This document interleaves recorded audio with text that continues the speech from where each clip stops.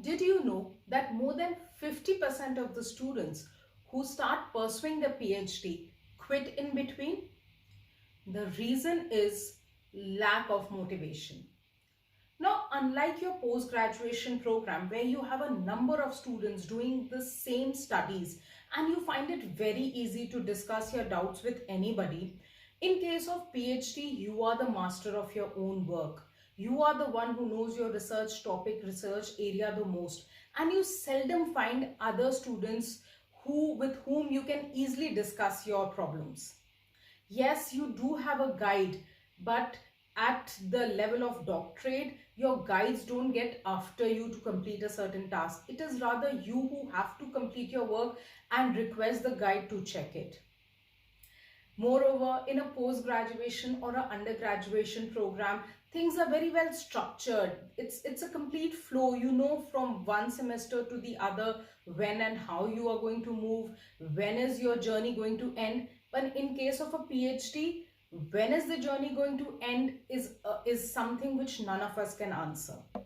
There are so many other external elements which are impacting your PhD journey, like your research guide, the university administration, the publication process of your research paper, attending the conferences, filling up the questionnaires, coming out with something unique in your research results, and all these things take a lot of time, and you usually are not very sure how long it is going to take, because of which there are times when all of us, each one of us in a PhD journey has felt as if this is not moving or we are not going to complete it, and it is so frustrating and let us quit. We feel so demotivated as if yes, we are not going to complete it, we can never fulfill our dreams of becoming a doctorate. So in case all of you, any one of you who's pursuing the PhD journey and is feeling the same way, please, it's completely normal. Remember, across the world, there are less than 2% people who are able to finish their PhD. If you are going to do something so unique, something so prestigious, then obviously it is going to be filled with challenges, and there are going to be times when you feel demotivated. However, it is easier said than done. A person who's going through that demotivation phase really finds it difficult to go through the journey. And therefore, for you all, I, Dr. Ritika Gaba, your one and only PhD mentor, is today going to share some tips and tricks so that each one of you can keep yourself completely motivated throughout this PhD journey. So let us start. So the first tip is called the power of positive imagination. And I have used this power of positive imagination a lot during my PhD journey. So when we started this PhD journey of ours, we had some purpose, some dream because of which we started this journey. We either wanted more job opportunities, or we wanted that increment, that promotion, or simply that prefix of doctor in front of our name. So next time when you feel demotivated, just close your eyes and imagine as if you fulfilled your dream, as if now people are going to address you as Dr. So-and-so rather than Mr. or Miss. Just imagine how you've got that increment letter in your hand because of your doctorate degree, or how people are, your family is cheering you in the convocation when you are receiving that doctorate degree of yours. Just use that power of imagination, that positive thinking, and see how energized and happy you feel. And then use that energy and happiness to motivate yourself and keep going through that journey, because it is only when you face these challenges that you're going to get that dream doctorate degree of yours in your hand. Tip number 2 is log in your progress. So when you started your PhD journey, there must have been so many things that you were completely unaware about.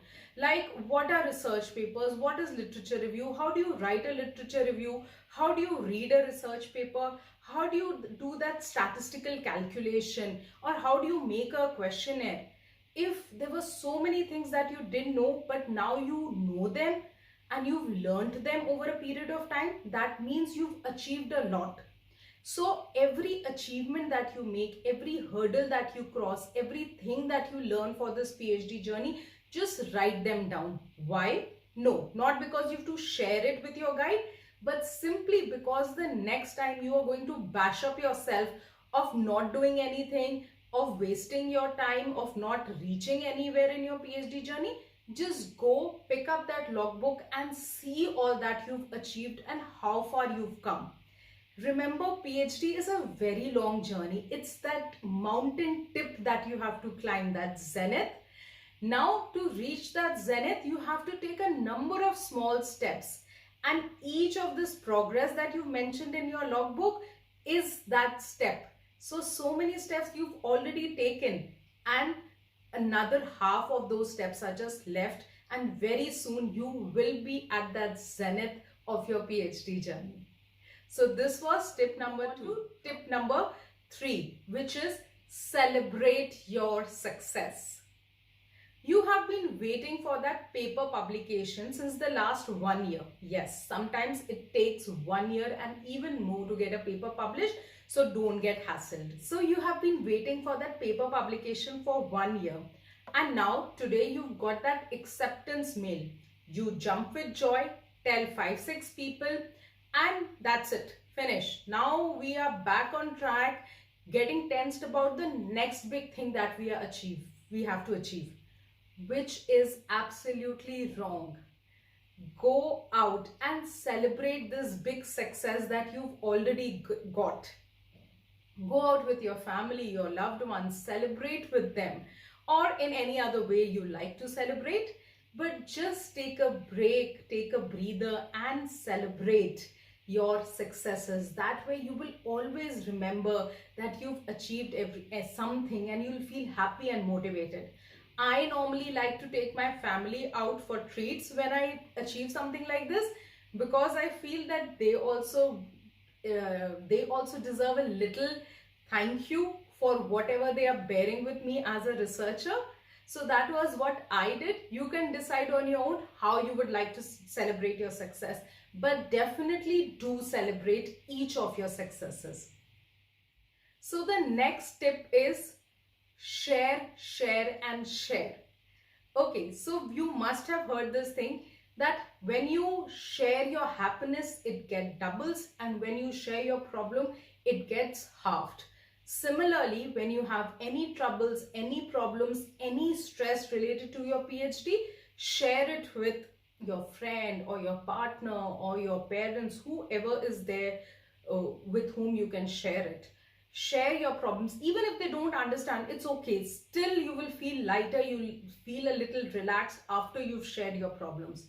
Similarly, whatever little happiness you've got, for the bigger ones, you can go out and celebrate. For the smaller ones, like you've just got a good compliment from your guide or from the research committee, or you've got good positive reviews, or you've been accepted for some conference, it's okay. Even those little things, little happiness needs to be shared by somebody so that it multiplies and gives you more joy.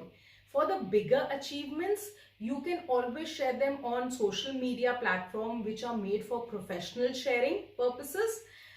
Even if you get on your post, say 10 likes and a few comments, believe me, it does make you feel happy and you feel that you've achieved something. And it is this feeling of happiness which keeps you motivated through your PhD journey. So the next tip is that you should surround yourself with happy, optimistic, and energetic people. So normally also we like to stay in company of happy people. However, this becomes even more important when you're going through that low period of your PhD journey. When you are talking to such happy and optimistic people, their positive vibes, their positive energy has a strong influence on us. They might not even know anything about a PhD journey, and just generally talking positive things about them is going to make us happy and motivated. You know, their energy gets transferred to us, which also keeps us energized.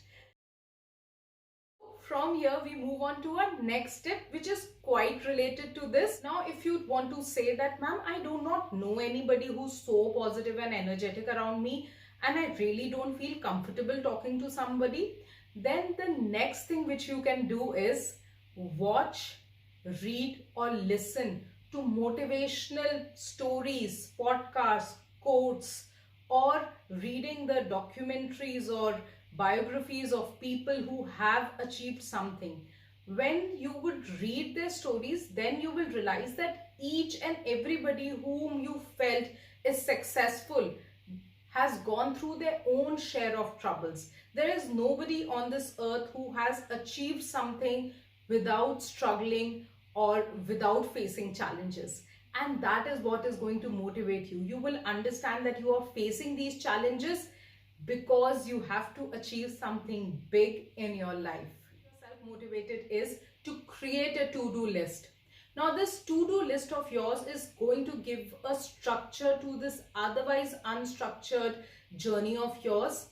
Secondly, when you do a tick mark in front of that to-do list that yes, I have finished this work, I have achieved this target, this also gives you a sense of achievement, a sense of motivation, and you feel as if you're moving, you're progressing somewhere, which again keeps you motivated. Okay, the next tip is take a break.